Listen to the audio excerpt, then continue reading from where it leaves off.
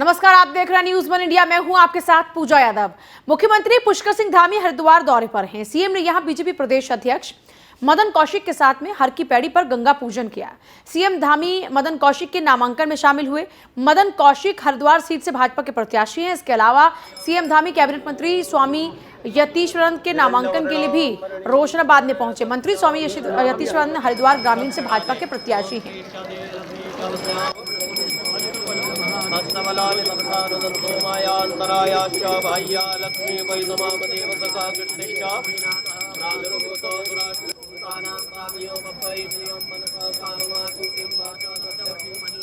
लक्ष्मी मनोपगामनी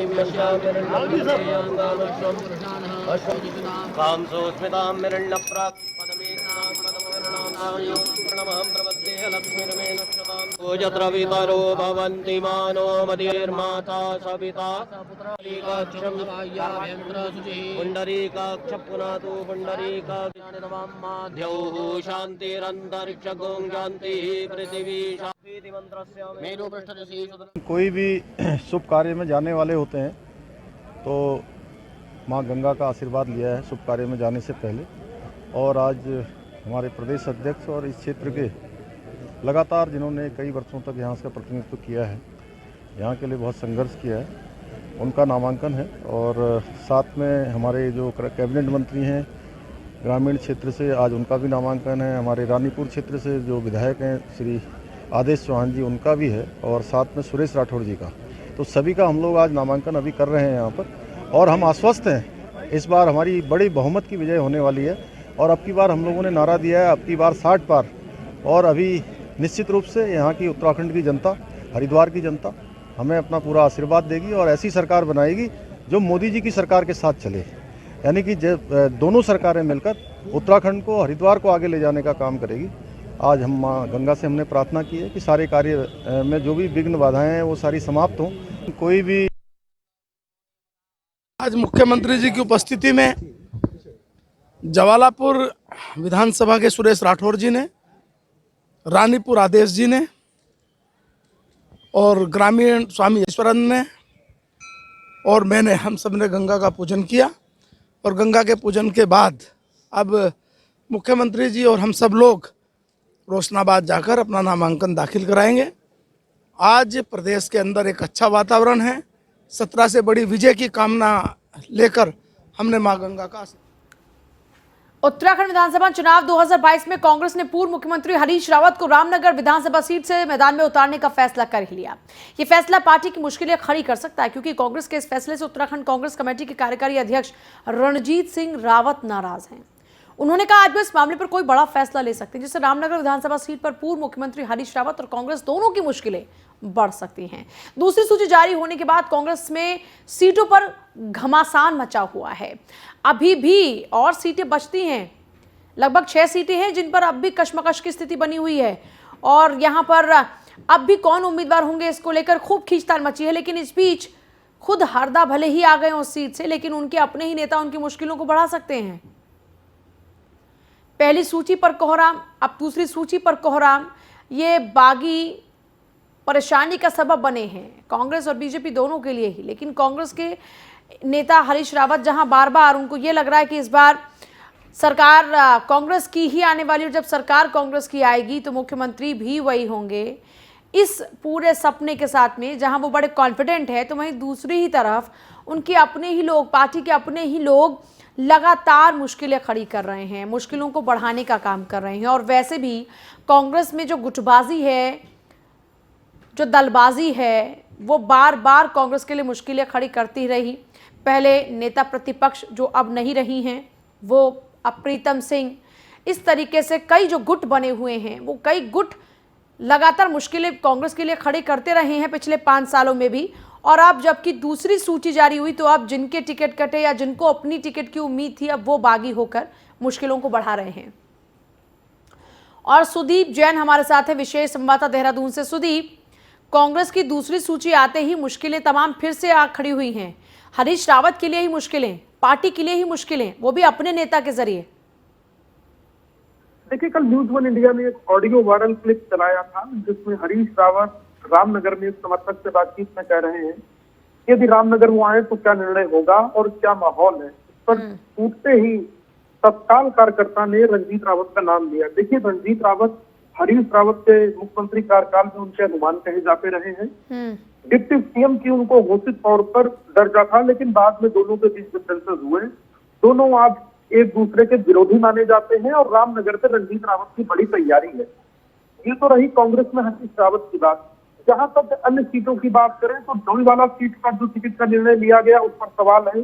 काला ढूंढी पर ऐसा सवाल है कि हरीश चंद्र दुर्गापाल जो कभी सरकार गिरने में साथ थे, उनका टिकट कटा है, वो नाराज है, तो बगावत कांग्रेस में भी है। इसके अलावा कांग्रेस अभी अगर बात करें सीटों की तो चौबट्टा खाल के अलावा यमकेश्वर के अलावा सल्ट के अलावा नरेंद्र नगर, इन 6 सीटों पर अभी भी निर्णय नहीं ले सकी है। कल अवकाश है और परसों के बाद एक ही दिन बचता है नामांकन का, और एक स्थिति दोनों ही पार्टियों में सामान्य रूप से हम कॉमन देख रहे हैं। दोनों ही पार्टियां खुद को चुनाव के लिए तैयार बता रही थी, पर दोनों ही दल अभी तक अपने 100% उम्मीदवार घोषित नहीं कर सके हैं। हालांकि कल केंद्रीय मंत्री प्रहलाद जोशी ने जरूर संकेत दिया था कि बुधवार तक उनके सारे नाम सामने आ जाएंगे, और ये रणनीति के तहत 11 नाम पार्टी ने रोके हैं, यानी भारतीय जनता पार्टी ने रोके।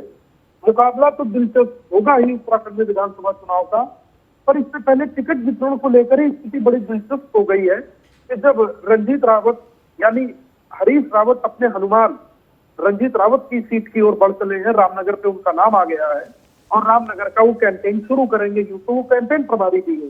तो निश्चित तौर पर इस बार बड़ा दिलचस्प होने जा रहा है मुकाबला, और दोनों ही दलों में एक जैसी स्थिति है। तो सवाल यहाँ पर ये कि हरीश रावत ने खुद अपने लिए मुश्किलें क्यों खड़ी की? उत्तर प्रदेश के अंदर जो मुख्यमंत्री पद के दावेदार हैं वो अपने लिए सेफ सीट लेकर चल रहे हैं, तो हरीश रावत अपने लिए मुश्किलें क्यों बढ़ा रहे हैं?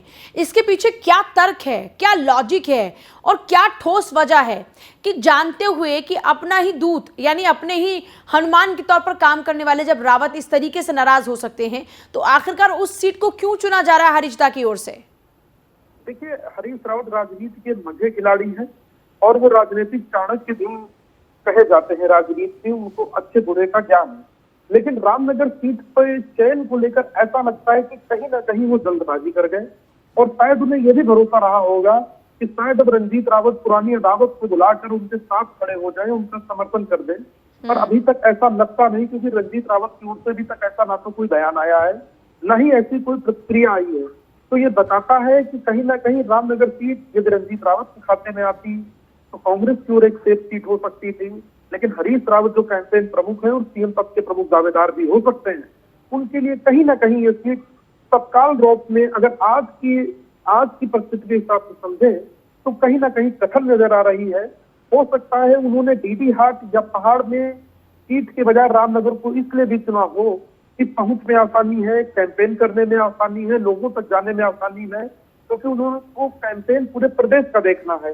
तो ये भी एक वजह हो सकती है, लेकिन निर्णय ये जल्दीबाजी का था या पूर्व का निर्णय था, क्योंकि उनके समर्थक रामनगर से हरीश रावत प्रत्याशी का पोस्टर 3-4 दिन पहले से ही वायरल करने लगे थे। तो ये कहना तो सही नहीं लगेगा कि तत्काल आलाकमान ने निर्णय लिया, क्योंकि हरीश रावत की पूरी चल रही है कांग्रेस में। नहीं तो क्या ये मानकर चले कि एक मंझे हुए खिलाड़ी से भी ऐसी गलती हो सकती है कि अपनों की ही अदावत और उनकी नाराजगी को लेकर जब उनको पहले से ज्ञान था तो भी वो ऐसी गलती कर सकते हैं जल्दी से?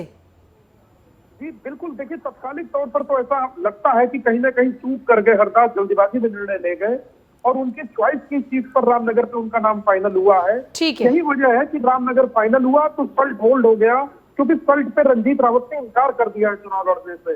ये अल्मोड़ा विधानसभा की अल्मोड़ा जिले की सीट है, तो यहाँ भी पार्टी को 2 नुकसान हो रहे हैं। पहला, रामनगर में चॉइस का प्रत्याशी नहीं है, दूसरा सल्ट पर अभी तक कोई निर्णय नहीं हो पाया है। जी ठीक है, बहुत शुक्रिया आपका फिलहाल इस पूरी जानकारी के लिए। तो कांग्रेस से टिकट कटने पर पूर्व कैबिनेट मंत्री हरीश चंद्र दुर्गापाल ने लालकुआं विधानसभा सीट से निर्दलीय चुनाव लड़ने का ऐलान कर दिया। कांग्रेस ने लालकुआं सीट से संध्या डालाकोटी को टिकट दिया है। टिकट कटने के बाद पूर्व मंत्री हरीश चंद्र दुर्गापाल के घर में समर्थकों का हुजूम उमड़ पड़ा। कांग्रेस प्रत्याशी संध्या डालाकोटी जैसे ही दुर्गापाल के घर उनको मनाने पहुंची, समर्थकों ने गेट बंद कर दिया। जमकर संध्या डालाकोटी वापस जाओ के नारे लगाने शुरू कर दिए। गेट से अंदर संध्या डालाकोटी को आने नहीं दिया। टिकट की मांग कर रहे पूर्व कैबिनेट मंत्री हरीश चंद्र दुर्गापाल ने टिकट कटने पर अपने समर्थकों के साथ कांग्रेस छोड़ निर्दलीय मैदान में उतरने की घोषणा की है। देखिए, ये बहुत आम है, लेकिन इस तरीके से इस हद तक इस कदर नाराजगी जाहिर सी बात है नुकसान पहुंचाएगी किसी भी पॉलिटिकल पार्टी को। अब यहाँ पर आप देखिए, संध्या पहुंची मनाने, लेकिन मनाएंगी तो तब जब वहाँ मुलाकात हो पाएगी। समर्थकों ने तो बाहर ही रोक दिया, साथ ही उनके वापस जाओ के नारे लगाने शुरू कर दिए। अब विपक्षी पार्टियों के लिए तो ये एक अच्छी खबर है ही ना।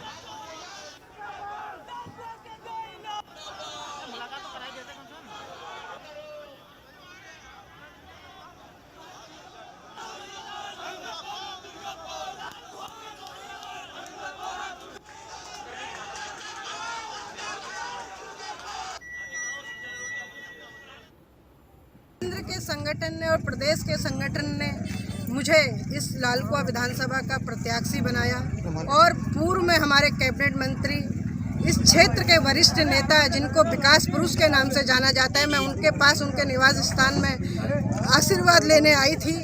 तो उनने जनप्रतिनिधि होने के बाद उनका गेट जब मेरे आने के बाद बंद हो गया और मैं वहाँ पर प्रतीक्षा करते रही। मैं आधे घंटा मैंने वहाँ पर प्रतीक्षा करी और जब उनने माइक से ये बोला कि मैंने कांग्रेस से मैं इस्तीफा देता हूँ ये करके, तो तब मैं वहाँ से उठ करके आई। मैं ये कहना चाहती हूँ, जब एक प्रदेश के संगठन ने, केंद्र के संगठन ने एक महिला को जिम्मेदारी दी, वो मातृशक्ति जो इतने यहाँ पर पुरुष बैठे हुए उनकी जगत जननी है, आज ऐसा क्या कारण रहा है जो ये मेरे को आज अपना आशीर्वाद देने को तैयार नहीं है। मैं ये कहना चाहती हूँ, इनका मेरे साथ रहेगा। और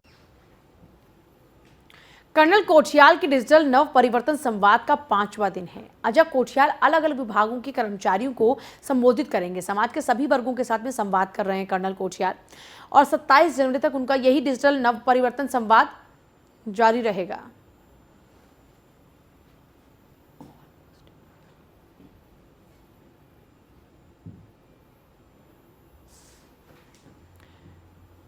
राष्ट्रीय मतदाता दिवस पर कर्नल कोठियाल का ट्वीट। कोठियाल ने लोगों को मतदाता दिवस की शुभकामनाएं दी हैं। एक वोट देश की दशा और दिशा बदल सकता है। एक वोट से खंडहर पड़े स्कूल शानदार बन सकते हैं। एक वोट से बीमार अस्पताल में नई जान आ सकती है। एक वोट से बिजली 24 घंटे मुफ्त मिल सकती है। एक से रोजगार शुरू और पलायन खत्म हो सकता है।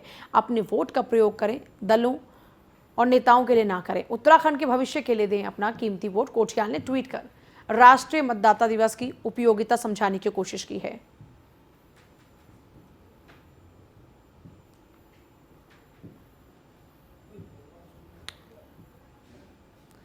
तो देखिए, राष्ट्रीय मतदाता दिवस के मौके पर कर्नल कोठियाल ने ट्वीट किया है और ट्वीट के जरिए बताने की कोशिश की है कि एक वोट कितना कीमती है और कितना उपयोगी है।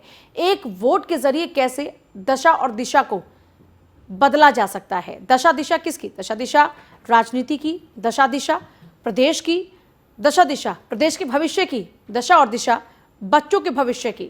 राष्ट्रीय मतदाता दिवस के मौके पर कर्नल कोठियाल ने ट्वीट कर लोगों से अपील की है कि वो अपने इस कीमती वोट का इस्तेमाल बेहतर भविष्य के लिए करें। आपका एक मौका केजरीवाल को कैंपेन लगातार इसी को लॉन्चिंग के बाद में प्रमोट किया जा रहा है। दिल्ली के सीएम अरविंद केजरीवाल ने लॉन्च किया कैंपेन। जनता को सोशल मीडिया के माध्यम से दिल्ली की अच्छी बातें बताने के लिए अपील कर रहे हैं। 30 से 40 लाख लोग दिल्ली सरकार की योजनाओं का लाभ उठा रहे हैं। दिल्ली की जनता ने एक मौका केजरीवाल को दिया है। दिल्ली में आम आदमी पार्टी की सरकार बनने पर वहां के हालात संवर गए हैं, ये बातें की जा रही तमाम। इस बार एक मौका कोठियाल को देकर उत्तराखंड का नवनिर्माण करें। पिछले 21 सालों से चल रही बदहाली को खत्म करना है। उत्तराखंड के कैंपेन कमेटी के अध्यक्ष दीपक बाली ने इस बात की जानकारी दी है।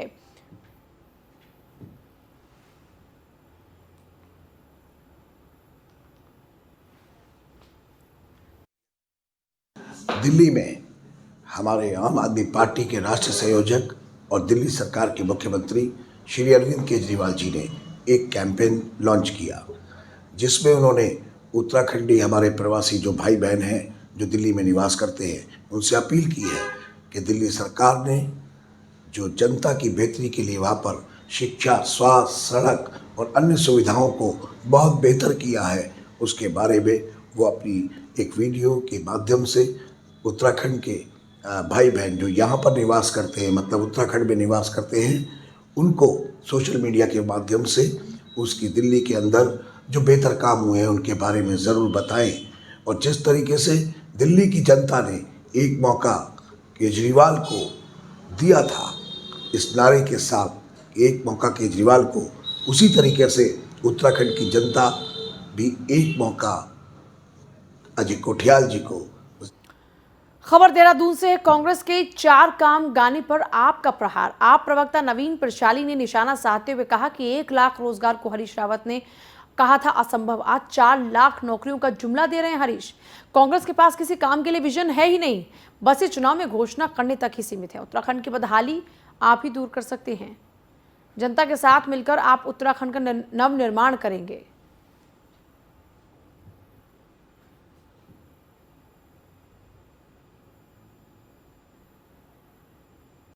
चार धाम के नाम पर घोटाला करने वाले कांग्रेस के मुंह से 4 धाम की बात अच्छी नहीं लगती है। जो लोग 4 लोगों को नौकरी नहीं दे पाए वो 4 लाख की बात कर रहे हैं। उत्तराखंड की जनता इनको समझ चुकी है, देख चुकी है और अब जनता केवल और केवल आम आदमी पार्टी को अपना समर्थन दे रही है। कांग्रेस का कोई भी जनाधार आज उत्तराखंड में नहीं है। कांग्रेस के आपस की सिरफुटवल और कांग्रेस का अंतर्कलह कांग्रेस।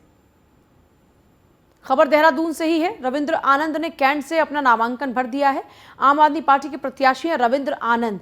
बीजेपी कांग्रेस ने प्रदेश का विकास होने नहीं दिया। इस दौरान रविंद्र ने कहा कैंट विधानसभा का विकास करना मकसद है उनका। अपने नामांकन के दौरान में उन्होंने जनता के लिए अपना विजन पेश किया।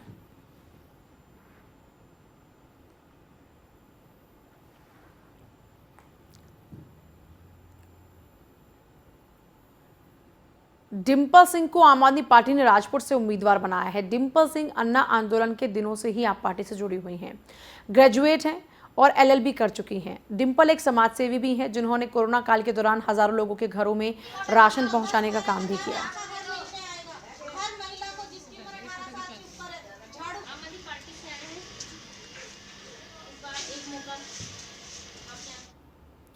कांग्रेस ने सोमवार रात प्रत्याशियों की दूसरी सूची जारी की। दूसरी सूची में 11 प्रत्याशियों के नामों पर मुहर लगी। उत्तराखंड की 6 सीटों पर अब भी प्रत्याशियों के नामों का ऐलान बाकी है। झबरेड़ा से घोषित हुए प्रत्याशी वीरेंद्र कुमार जाति से हमारे संवाददाता सुनील पटेल ने खास बातचीत भी की है, जरा देखिए। में हमारा जो केंद्रीय नेतृत्व है, माननीय श्रीमती सोनिया गांधी जी और श्री राहुल गांधी जी और श्री अविनाश पांडे जी और श्री देवेंद्र यादव जी जो हमारे प्रभारी हैं और उनके सहयोगी, उनकी जितनी भी टीम है, दीपिका पांडे जी और अन्य, मैं कहूँगा पूरा केंद्रीय नेतृत्व और हमारे यहाँ का प्रदेश का जो नेतृत्व है, श्री हरीश रावत जी, प्रीतम सिंह जी और अन्य जितने भी नेतागण हैं और सभी जितने भी कांग्रेस जन हैं, मैं उन सबका बहुत बहुत आभार, बहुत बहुत शुक्रिया, बहुत बहुत धन्यवाद करना चाहूँगा। पहले भी भारतीय जनता पार्टी ने कई घोषणाएं की। मैंने पहले भी सवाल उठाया था कि 2019 में माननीय मुख्यमंत्री जनवरी के माह में आए थे। उन्होंने स्टेडियम की घोषणा, रोडवेज बस अड्डे की घोषणा, चिकित्सालय को अपग्रेड करने की घोषणा, कई घोषणाएँ की थी। और अभी देखिए कांग्रेस का इतिहास रहा है कि कांग्रेस जो कहती है वो करती। ADG अभिनव कुमार को पदक मिला है। अभिनव कुमार को राष्ट्रपति पुलिस पदक मिला है। विशिष्ट सेवा के लिए उनका ये सम्मान हुआ है, उनको मेडल का ऐलान हुआ है। तो ADG अभिनव कुमार को मिला है पदक विशिष्ट सेवा के लिए। उनकी विशिष्ट सेवा के लिए राष्ट्रपति की ओर से उनको ये सम्मान मिलेगा। पदक उनको मिला है अभिनव कुमार को, राष्ट्रपति पुलिस पदक विशिष्ट सेवा के लिए। उसी को लेकर जो लेटर है वो जारी हो चुका है।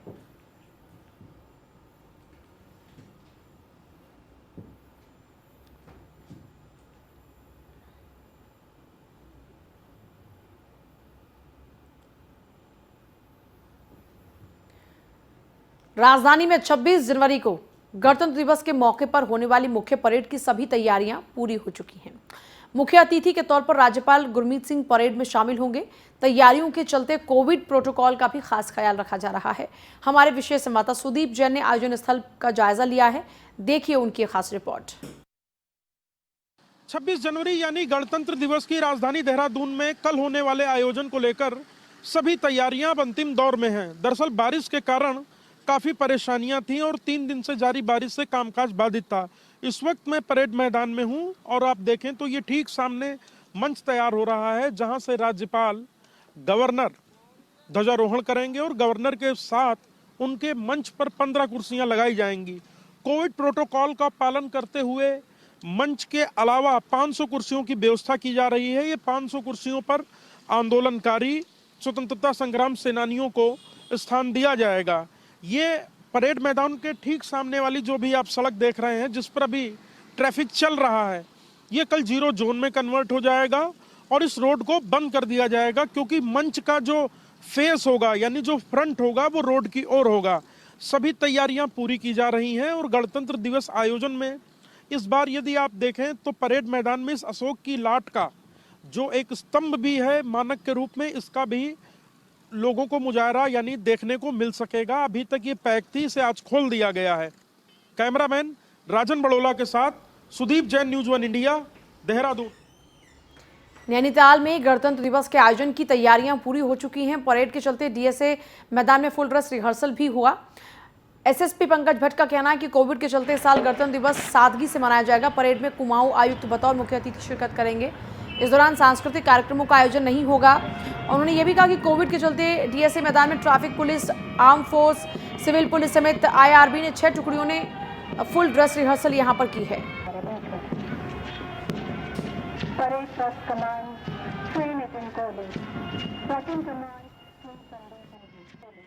राष्ट्रीय पर्व 26 जनवरी नैनीताल पुलिस के द्वारा हर्षोल्लास के साथ मनाया जाएगा। फ्लैट में जो पारंपरिक हमारी जो रैतिक परेड है उसका आयोजन किया जाएगा। इसमें हमारी 6 टोलियां हैं, जिसमें 2 महिला टोली भाग लेंगी।